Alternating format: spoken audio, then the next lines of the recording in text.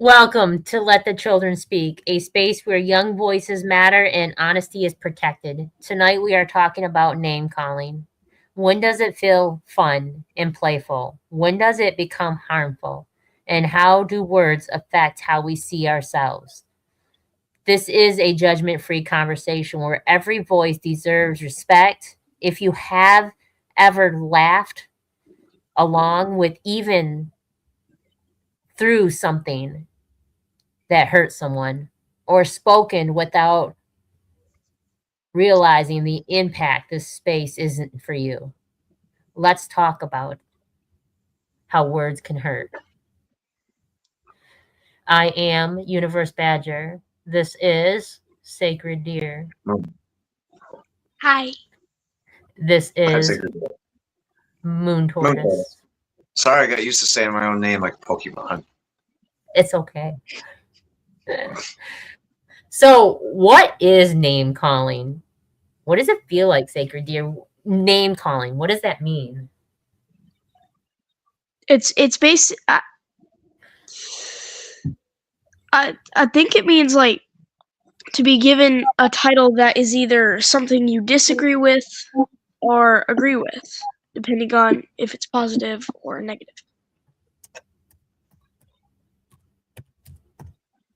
Have you ever been called names?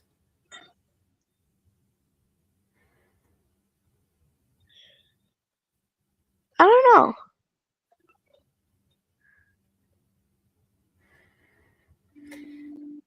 They said I think at one point, yeah. I want to be like, what name do you? What's something you don't like being called, or have you had the luxury of not being called anything you don't like being called? Normally, you don't have to answer it. Just curious. I don't know. Pet, like certain pet names. I hated kid growing Like, up. whenever someone titles you as a dog, it's weird. Ooh. Yeah. I guess, yeah. I guess I can see that. You know, children and teen often use name calling to test where they stand. It's like a joke becomes a question almost. Like, do I belong here? Am I safe with you? Can I call you this and will you allow me to call you this? We talked about it earlier before the show, and we like referred it to no less than someone saying no disrespect. And yet when they do say that, they're disrespectful as all get out. Yeah. So what's it feel like? What does name calling feel like when you're just joking around with somebody? I mean, normally, if you're like just joking around, all that. If you're actually joking around, then you're both gonna just make up random comebacks, So I think it's just like a little, small back and forth there. Do you think people call names because they want to hurt your feelings, or do you think they're doing it because they're hurting inside? Okay, so I mean, most of the time they don't mean to actually hurt you, but sometimes. Okay, so either they're hurting inside or they don't like mean to hurt you.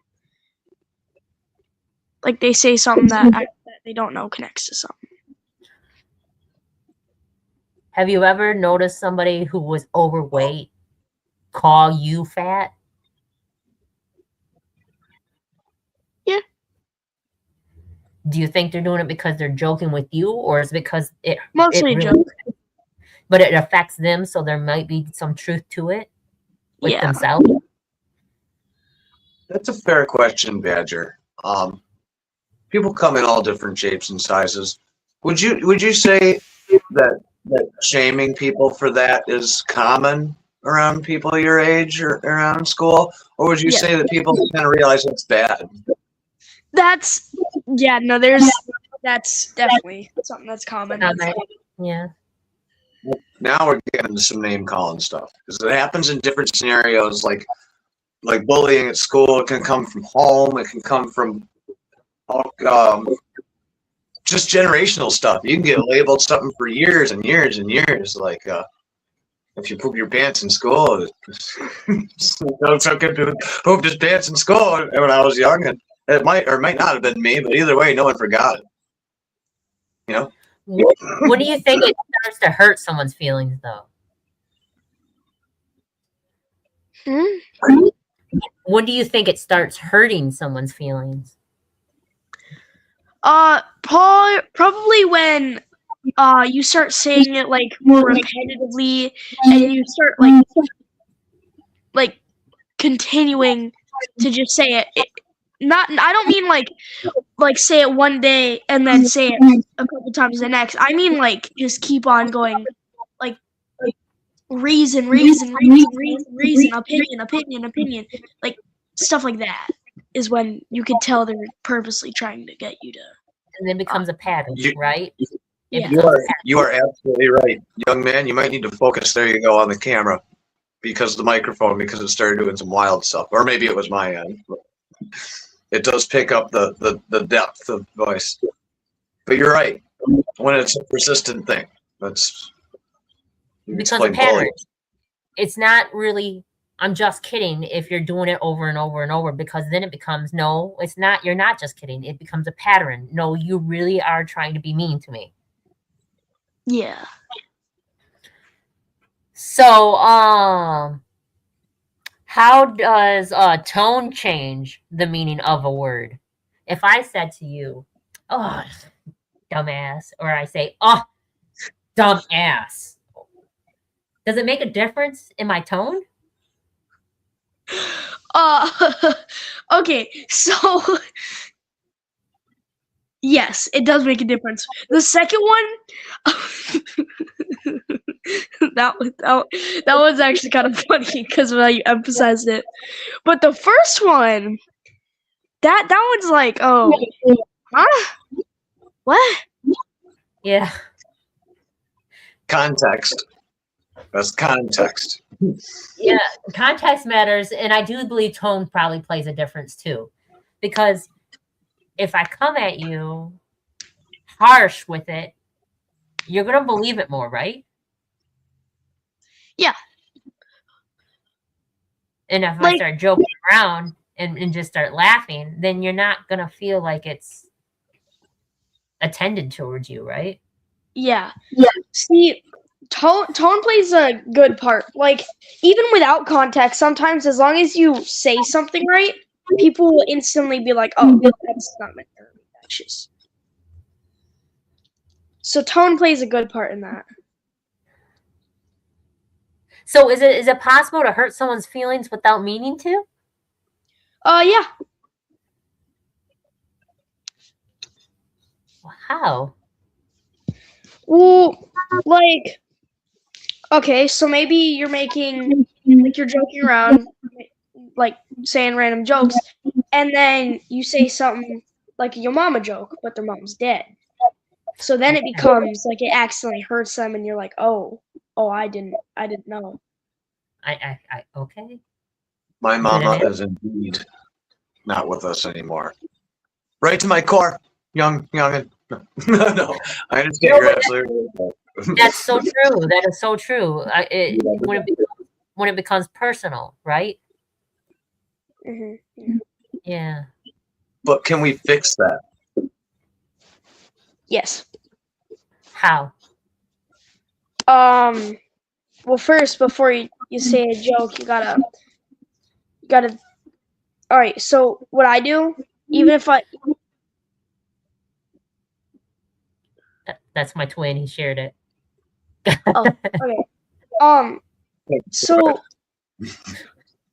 ADHD. So, what you should do is when you're about to say a joke, say it in your head, and then if you want to practice your tone, right? Because if you accidentally emphasize one wrong thing, then it's going down.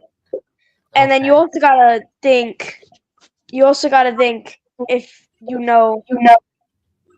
like if that friend doesn't, like, you don't normally see one parent, or you don't see someone around that often, then you gotta think, is this gonna affect me? And am I able to say this? Now, do you think trust plays a role in that? Do you think if the person if you can trust that person, and you know that both of you guys got this equal trust, a mutual trust with each other, that you can feel safe with that person, then you know that it's not coming from a hurtful place? Oh yeah, yeah.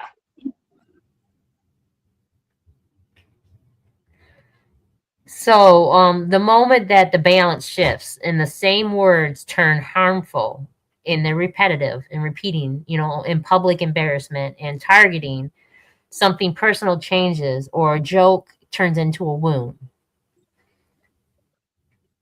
Then name calling, it starts to teach us things. What do you think that it teaches us?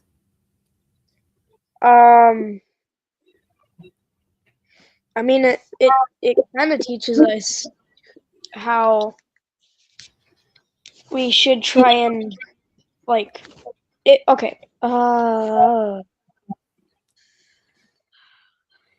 Okay. So it it helps you learn who you can completely trust, rather than who you have to, like, watch out for, because they may be faking that trust. So, do you think that it teaches us how we can talk to ourselves? Yeah. Okay, I also have a question. go ahead. When it comes to bullying, do you think that it happens more uh, in in real time, like at school, around that, or on social media? Which one's winning the place for most bullying? Social media. I mean, there are a lot of people that are like that are turning it against someone else. I mean, yeah, good standing up for yourself and others, but like turning it completely against them. Like, I've seen videos that people would take, like, you know how you can on TikTok you can cut the video and then make your own video off of that? I've seen people do that with things that are like, "Oh, who's ugly? You, blah blah blah blah, you," and then they would take that video, cut it, and then they would take everything else that they said, shift it some way, and then point it right back at the person. Oh, so they mix your words up, so they can literally take you and make you say whatever they want, like based on cut up your video, and that Yeah. sounds like they do a lot of things. Well, okay, yeah, social media is winning. We got we got a comment. That was me. Okay, you want me to read it? Yeah, go ahead. Words spoken repeatedly by others often become internal voices. Over time, teasing can turn into self-doubt, anxiety, or silence. Facts. So, how does name calling online feel different than in person? Well, in person, you're able to tell if they're joking or not.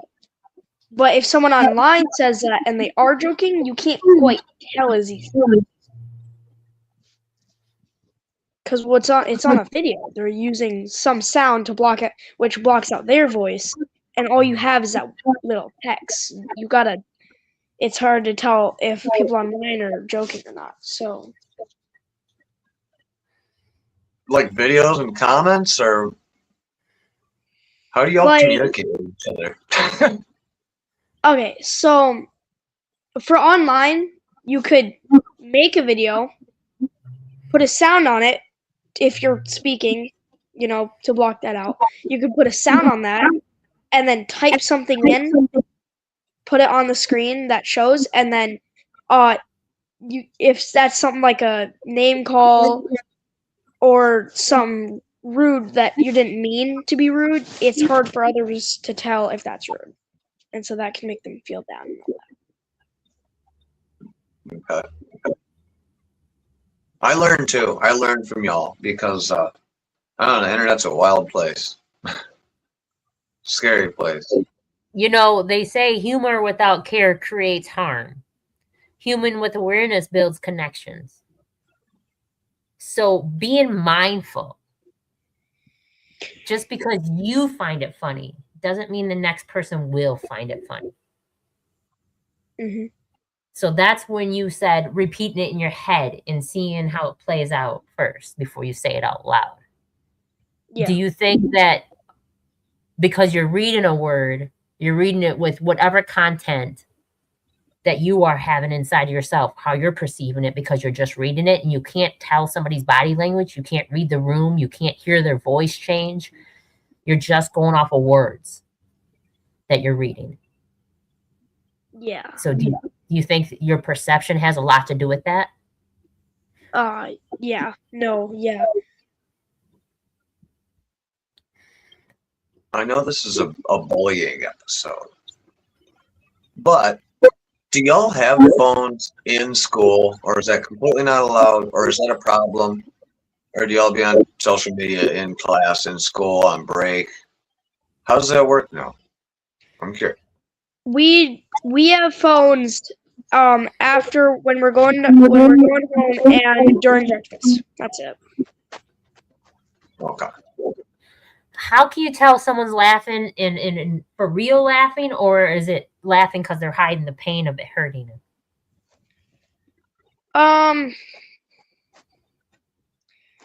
Well, okay, so after making a joke that you might think might hurt them, you want to try and listen for some hesitance or nervousness within their voice. That way you can tell if that actually hurt them or not.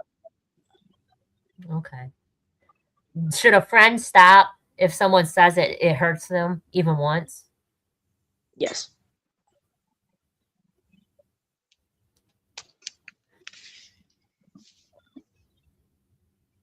We got Unseen Twisted Truth. The deeper lesson is not never joke. It's learn how to read the room, listen to reactions, and respect boundaries. Humor without care creates harm. Humor with awareness also builds connection. I got a crack in my phones. Sometimes.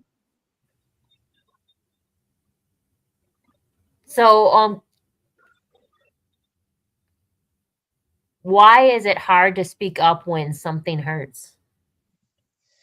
Well, I mean,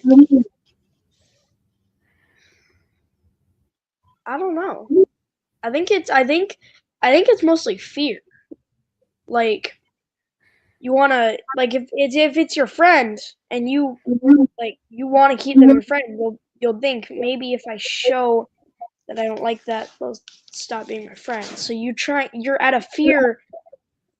At least for me and the people I know, it's out of fear of losing them. Do you feel that that's people pleasing?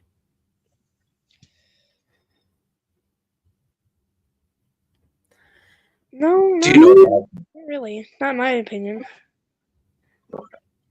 I don't even heard the term. Do you think that it has with not wanting to be labeled? No, it's because I don't quite remember who it is. I think it was in like 3rd grade, maybe 4th grade. But people would create rumors and call them names, and after they would make a joke, the joke would hurt, someone would speak up, they would stop being friends, and then rumors would be made. So I think a lot of people who have had that happen to them think that might happen again. What about this one right here? This could be it.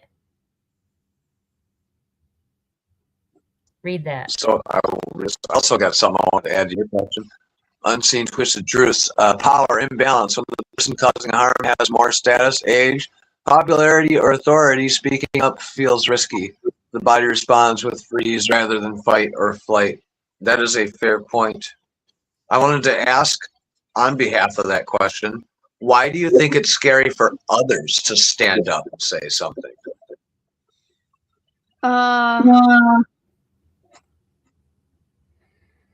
When they see someone getting bullied. Okay. I thought you meant when somebody does it to you. I was about to say, because that's not really that scary. That's just, I'm glad you did that. No, If standing you- up for yourself is scary, but others also can Okay, kind of turn a blind eye. Okay, so if you see it happen, then and something bad happens, like what they what they thought would happen, then I mean, I just think it's kind of sad that someone has to go through that just for standing up for themselves. Why do you think other people don't want to stand up though when they see someone doing it? I watched a show last night. I'm telling you, the show was crazy. It was called Eye for an Eye.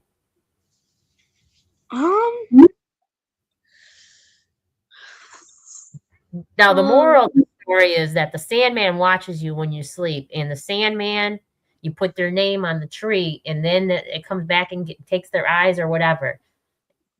And the whole moral of the story is, do unto others as you want done unto you. And when you harm someone, that will come back on you. You got to, repay that. So it's basically the explained version of karma. Yeah. Good basically. job. And also the girl got in trouble while they were chasing her. Sandman was chasing her because she didn't speak up, because she could have stopped it, but she never said nothing. And the kid didn't know, and he added her name to it too, as if she was a part of it, because she didn't say anything. So do you think not saying nothing also involves you into the situation where you become part of the situation because you didn't speak on it? It depends. Like if someone is like getting bullied to the point where like they just stop showing up to school or something, and then they get missing or something, or like if it's like it depends on the situation, kind of. Like, is it someone got hurt and you didn't say nothing, or is it like a joke and someone didn't say nothing? What do you do when you see someone getting bullied or picked on? I mean, I just kind of tattle on them. I ain't mad at you. I ain't mad at you. That's like the one time I'll be a tattletale. I ain't mad. I ain't mad. Well, if anyone watches, I guess they might know. No, but you know what? I think you're doing the right thing. I've seen people get labeled a certain way when I was in school, and the entire class treated them and ostracized them like bad. They treated them bad, and I've even seen the teachers sometimes just like act like do their best, but they still act like kid's a weirdo or whatever. And I didn't think that was fair either. You think bullying comes from all sorts of angles and perspectives, and those labels stick with you. You don't want to get labeled and have it stick with you, but part of that's just kind of because people don't speak up and don't say anything, I think. So I'm glad you answered that. So the comment said, the deeper truth, silence is not weakness. It's often the body protecting itself when it does not feel safe. So when a person doesn't say something, they're not doing it because they're weak. Sometimes they do it in a defense mechanism because they feel safe. Now, if I'm telling you, I'm saying I was joking, is that enough for it to not hurt your feelings now because I said I was joking? I mean, it depends. Is it like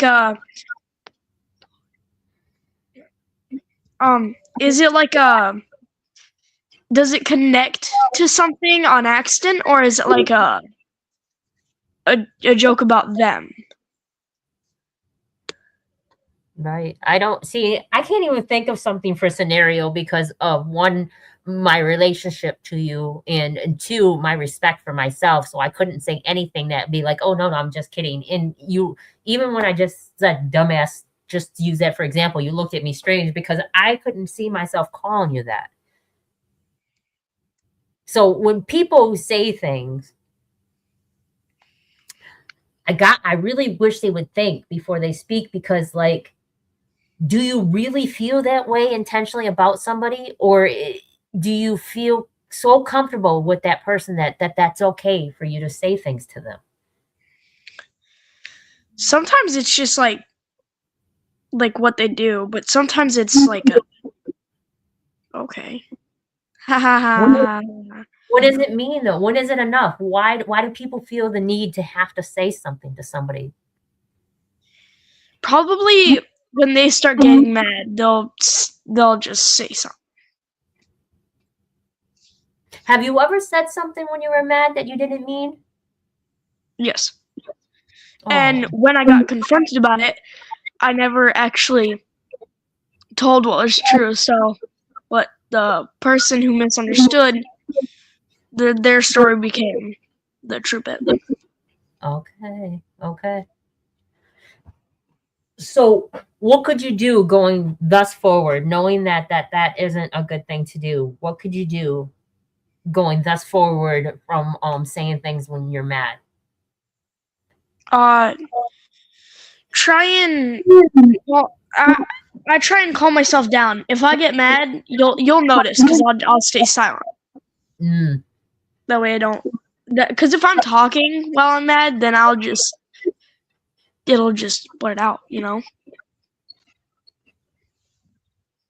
exactly. There is power in the pause, for sure, for sure.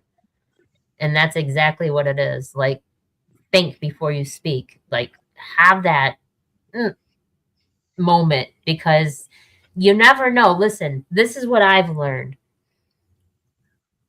I wish there was more children on, so it didn't seem like I was just aiming towards you. But this is what I learned. You never know when that's the last time you got to talk to that person. And what if that was the last thing that they remember you saying to them? How would you feel knowing that you never got a chance to say, I'm sorry? Oh my God. Can I say something? Mm-hmm. I had this friend, this kid who was like a grade above me in like fourth grade. I was just starting to make friends, so this kid was really important to me. I really wanted to make friends with him. He also had red hair. And I finally made friends with him right at the end of the year. And he's like, man, let's hang out. You seem cool. And I'm like, yeah, you're cool too. So we're going to hang out. You live right down the road and ride bikes together. And I think it was a week after that, I went to go see him. And he had some horrible accent, or he got sick or something. And he passed away. And I never got a chance, man. I never got a chance. And I never stopped forgetting about Scott Bantian. That really made me sad. And it's not a bullying scenario, but it's just like that can happen. If your last words could be something awful. Oh my gosh, you're right. That reminded me of that. So I want to share a funny story that's not funny, but yet funny coincidence. Like, Moon Tortoise had red hair when Moon Tortoise was little. Sacred Deer had red hair when Sacred Deer was little. My viejo has red hair. Sacred Deer's hair turned white, blondish white brown. Moon Tortoise's hair turned that color. Yeah, Natural. purple shampoo too. Quite naturally, but with a little. But naturally, with a little help. But naturally grew out of the red naturally. And my viejo's 3 now, may not grow out of the red. May not, because it's still extremely red. But and when I was born with white hair, like looked like I had no hair because it was so white. Who else had red hair in your family before y'all? It's a recessive trait? Nobody. No? It's just the Irish genes. Oh, yeah. and Mama B had white hair when she was little too. Oh, okay. So it was beyond blonde, just like mine was beyond blonde. So it got passed on. I was always strawberry blonde. My grandmother had red hair. She had bright red hair. It was almost orange. Now, Grandma Kim, she had like a reddish brown hair tint too, right? Now, did she dye it that way? No, she didn't dye it. She doesn't like dyeing her hair. She only dyed her hair once, but I think that was to dye it purple. She had like the reddish tint also, so it was kind of like just passed on through. I bullied my whole life over having red hair. Really, I had red hair for a while. I still have red hair, like my brows and stuff. So it's just weird how kids find things to pick on. I was picked on because I have a split in my teeth. Not a huge split, but it's a split. I was picked on because I wore glasses. I was picked on because I was taller. I was picked on because I had wide shoulders. Big height. Yeah. Are those still commonplace in school? Glasses? Yes. You get picked on for what? What would you get picked on for? Height. Height? Because you're short or tall? Short. But your torso is tall, but your legs are short. You have a long torso. You have that's because that's because I'm underweight. Okay. So No. I'm serious. You're long from your waist to your shoulders. That part is long. Yeah.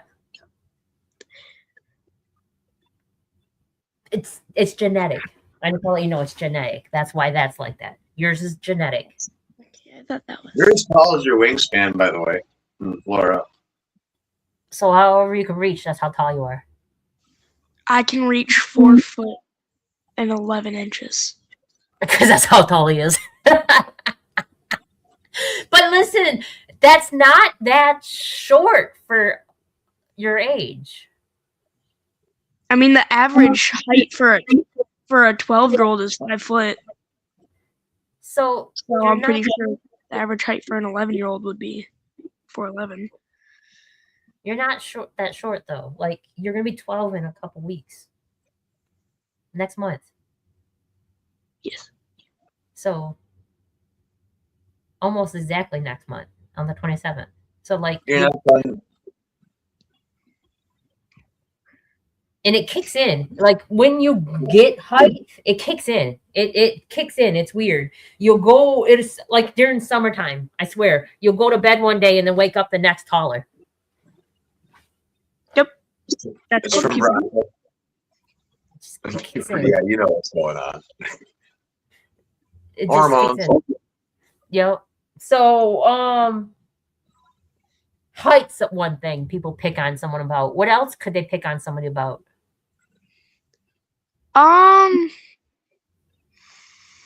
Their opinion. That's very common. Opinion. How? Yeah, like what they think. Like if they think that if they think their favorite character in a show like needed something more or deserved better, then some people get picked on because of that, because other people think otherwise. Okay. Because their opinion. Or haters versus lovers. That's okay. Yeah, technically. Because like people who like something versus people who hate something, but they like and hate an opinion. That's crazy. I get it. No, I get it. And it's going to be like that your whole entire life. I just want you to know that people do not change. People still find you different if your opinion's different. They still will judge you if you don't believe like they believe.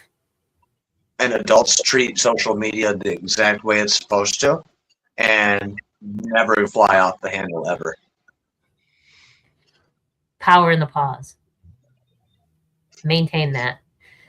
What words help people feel safe and respected? Positive ones. I don't know any specific ones, but positive ones. Or soothing ones. Do you notice people that don't like themselves a lot tend to hurt others? Sometimes. I know a couple of people that don't do that. But You said positive words. What if that's a lie, though?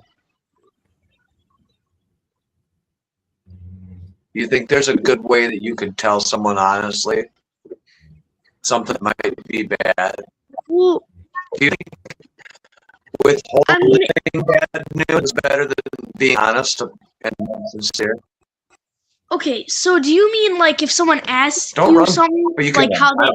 how they look, or do you mean like something like they need help being calm? Just feel safe and respected. Constructive criticism. Specifically. What can help people feel safe and respected?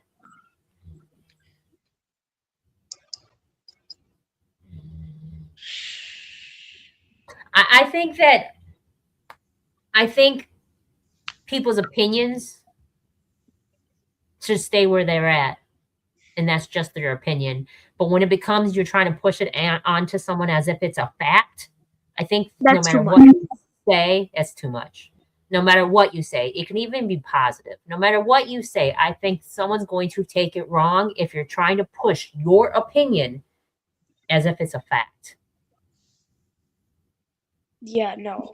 Especially even if you agree with someone else, but that the same person you agree with is pushing on to someone else, then that's still not cool. Even if you agree with them, that's still gonna be like, oh wait, that's not the right thing. Okay, he's doing bad. They're doing bad. How do you think this world can help people in a Be positive nicer. manner be nicer? Be nicer. Be more respectful to people's boundaries. And when you're hurting, that's when you should be quiet, not hurt somebody else. Yes. Unless if you're, talking with someone, then like if Do you're you trying think to. do you think it comes from home? Do you think it comes from how they're raised? Sometimes, yeah. Like what? Yeah. Or how people titled them. So what's being treated poorly at home, you can usually tell in public.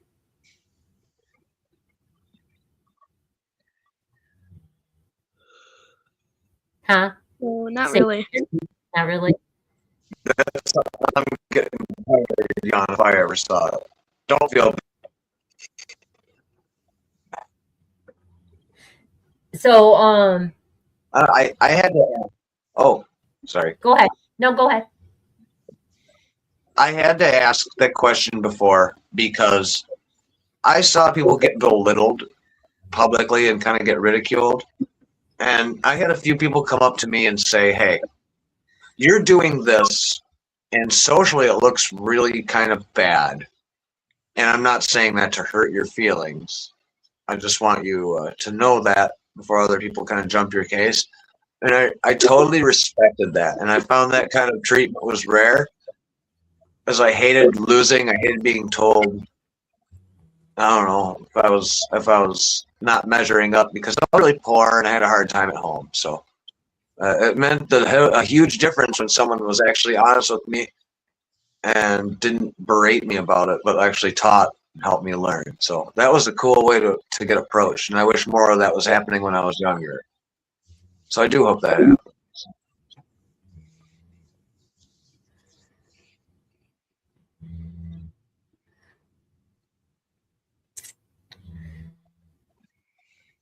So I asked, how can we help people realize that their words matter?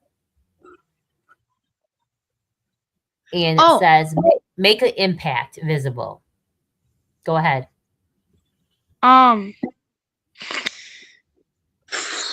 probably like show them like okay, like you gotta like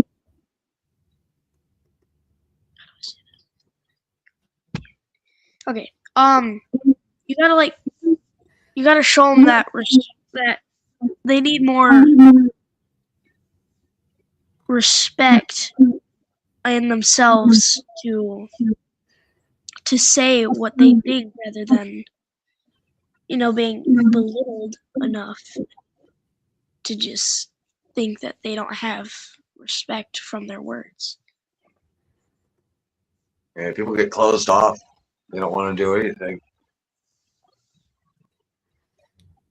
Unseen Twisted Truths says, teach boundary language. Simple phrases empower people. That did not feel okay. Please do not joke about that. I need you to stop. Yes. When people don't see that, then you need to remove yourself from that person, I believe. Yep. You're not supposed to stay somewhere where it hurts, no matter what. You don't have to. That's one good thing about your legs that work. You're allowed to go somewhere totally opposite. Unseen Twisted. Slow the moment down. Often happens fast. Teaching people to pursue and check reactions, faces, silence, body language builds awareness. Reflection creates responsibility. So when you feel like something's being rushed and you feel like everything's happening so quickly, stop and slow the moment down and assess the situation. Become a detective. Become a detective. Because words can hurt. Yeah, you don't have to be a detective to do detective stuff. To do detective stuff. Because detectives are smart. People need to realize helping a child stay instead of trying to heal their inner child, helping them become a child while they're still young. Oh, yes. Are we late again to join? You can join real quick. Come on, join, Riley. Come on. Staying a child, staying young, and protecting their inner child before their child becomes an adult, it's easier to help save an inner child than fix a damaged adult. It's about to get crazy if they jump on. Kendall and Riley are crazy. Crazy fun, I mean. That's name calling. I was just guilty of name calling. Did in the context I mean it mean? No. But it very well could have affected Kendall and Riley. And they should let me know to my face in a second. I hold myself accountable. I typed "come on" just in case the words don't get across. Everybody's always late. Watch it'll blow up. People at home. Are you So gonna they show up and film it? They say separate. Someone can mean no harm and still cause harm. Helping people understand removes defensiveness and opens growth. Accountability grows when shame is removed. So take away the fact that they didn't mean it and be like, it's okay that I know you didn't mean it, but I still want to let you know that this affected me. Peace. Hello. You are okay. Wow. Press the wrong button. You're live tonight? I forgot. I'm sorry. So yes, we're talking about names. Names hurt, and sometimes people use them for defense to hurt people, or when they don't mean to hurt people. So, is saying I'm Like, joking enough for it to not hurt someone's feelings? if they're actually joking. How can you tell It the doesn't difference? matter whether or not they say it's explicitly a joke, because if it's, at least this is, I can only talk from my own experience. I can take jokes aimed at me as long as they're actually jokes and not an actual jab at me. And there is a difference that you can tell. So how can we joke without crossing boundaries? You could ask the person their boundaries, or you can just frick around and find out where they are and then not cross them again. Frick around and find out. Well, I gotta censor it, I think, because I'm not sure of what platform you're on and what the platform you're on thinks of swearing. YouTube and TikTok. Riley, we are ages 10 to 17, so we said ass earlier, but I've seen that appear on the Dr. House show and cable TV, so I'm gonna let that one slide. But I do appreciate you using the King's English as a representative of the young people of the world. No. It would be a much better representation of the young people of the world to use the more vulgar side Oh, of we English. swear. Just behind the scenes. I know, and you say that without saying it. I know kids are. It's like the attitude against it in Canada is more like it is in Ireland, where once you hit a certain age, like, ain't nobody caring. We just accept it for Nobody cares in Canada. You don't get So Canadian, sir. I have a question. When do people sometimes joke to fit in? All the time. Like, that jokes, humor might be the thing that bonds a social group. So, by joking to fit in, what exactly do you mean? I don't know. That's what it says. That's a good question. Yeah, I don't know what that means exactly. Neither do I, so I'm just clueless. If you don't know what it means, and I don't know what it means. We're supposed to let pass it. Okay. What do you mean? Wait, that's me. Never mind. That's you, not me. Speak for yourself. So why is it hard for people to speak up when something hurts them? If it's in group structure, like if it's in a group, it might be trying not to challenge a group hierarchy or group structure, or it could just be the person does not think highly of themselves to begin with and agrees with what that person said subconsciously. So that's exactly what Sacred Deer said earlier on the same question. So yeah. So when someone says I was joking, is that enough to not hurt someone's feelings? It depends on how bad the boundary you overstepped is, because in all of the instances where it was where things were actively intended as a harmless joke at somebody's expense that does overstep, saying it was a joke did fix it, but so I'm assuming it depends on how far you overstep the boundary. Yes. Well, how can we joke without crossing boundaries? The nature of joking does require the bending of boundaries in general.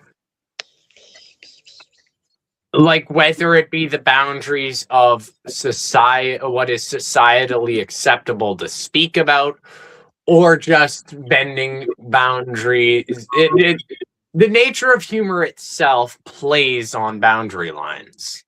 So it's not very easy. Do you feel that joking has changed from when you were in elementary school compared to No. high school? I mean, like, sure, I have a different sense of humor, but what is a joke has not changed for the entirety of human existence. if you look at like the jokes in ancient graffiti in Pompeii and today, the bathroom graffiti is the same. The sense of humor that is not necessarily tied to a cultural thing stays the same. People find what is taboo funny, and that is why people tell jokes. Like a lot of Shakespeare is a lot of dick jokes. Like Shakespeare literally had a whole section in Romeo and Juliet where two guys argued about pushing each other's girlfriends to the wall. Like humor hasn't changed much at all. Oh, Shakespeare made your mom joke. Yeah, you. wow. Yeah, right. It was Shakespeare. Yeah. You'll learn about Shakespeare. You will learn about Shakespeare soon. And then there's I already Moby know who Dick, but, you know, Shakespeare is. Moby Dick is about a whale. It's not. That's not Okay, a Moon humor Tortoise. book. What are you talking about? That's okay. What were we gonna say? Moon tortoise. Okay.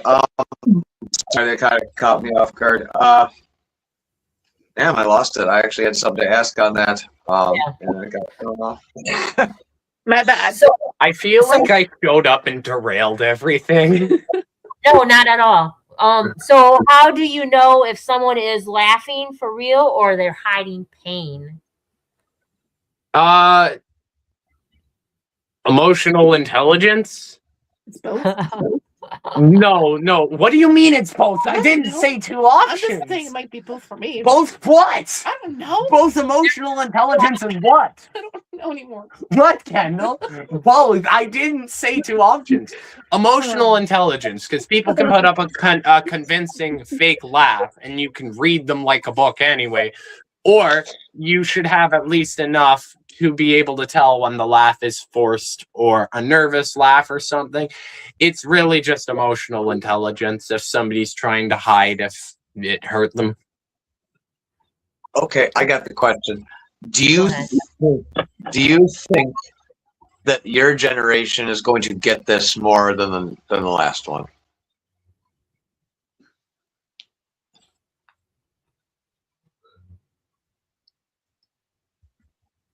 What do you mean by this?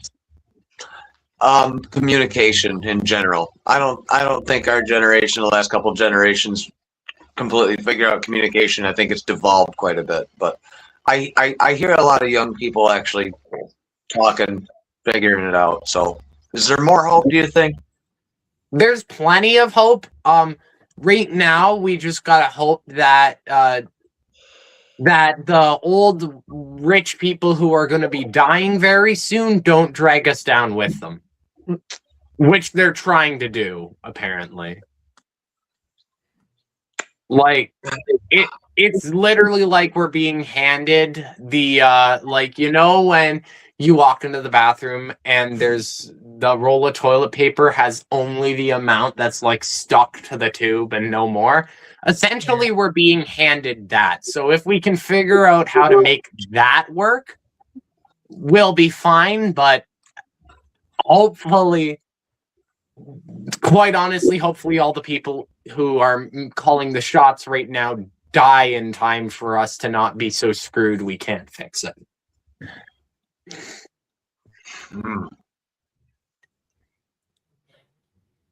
Let the children speak. Yes. Riley, sometimes you say certain things and I really want to put it on the internet because I know it's not getting out there.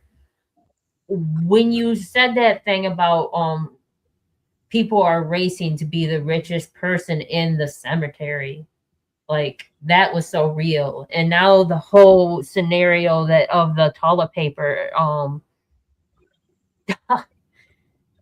that shit's real. That's all you know right now. No pun intended. But at the end of the day, you guys are stuck in the toilet with diarrhea and only the rim shot for that joke. You're not muted. Yeah, I know. You guys are left in a stool with diarrhea and only the last little bit of toilet paper that's on the toilet paper roll, and that's parental guidance right there. I appreciate that. I use the I'm rolled like, toilet paper to actually clean it's my not- sink and mirror. Golden plunger. It's not like your generation can really do much of anything to help us. It's really just like essentially all of the greedy old people. And like, I'm not saying, oh, it's all like the elderly's fault. I'm not going against them. I know plenty of nice old people, but all of the rich people, it's like we're all society and the current world is built toward rich boomers right now. We're literally being priced out of society. I can't afford jack squat most of the time. That's so true. So we're gonna wrap this up though, and come on next Monday at 8:00. Riley. So let's do some positive quotes real quick, or affirmations, or something. Let's just end it on a positive note. What could be something positive, Sacred Deer?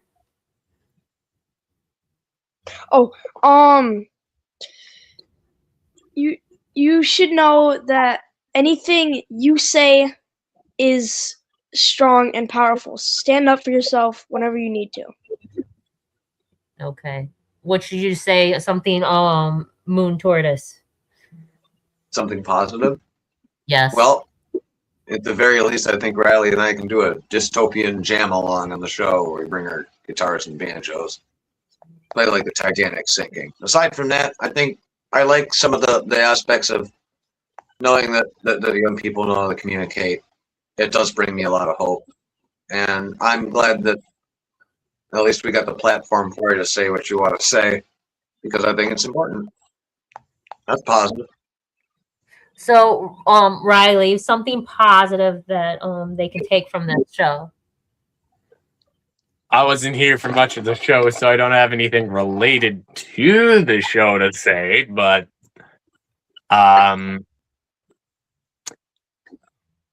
even if we fail, nature will still do its job, no matter how bad we screw it up. There is hope. There is hope. Let's just not depend on nature to do that. Let's just try and do better. Words stay with us longer than we expect. What feels small to one person can feel heavy to another. Listen respectfully. Boundaries and choosing kindness creates safer spaces for everyone. Thank you for everyone for being a part of this. So let the children speak, where voices are heard, feelings matter, and honesty leads the way, because they have no reason to lie. May your night be full of positive energy and high vibrations. And thank you, everyone, for tuning in. Peace out. Number one. Monstrosity. Number one. We gotta go ball. Number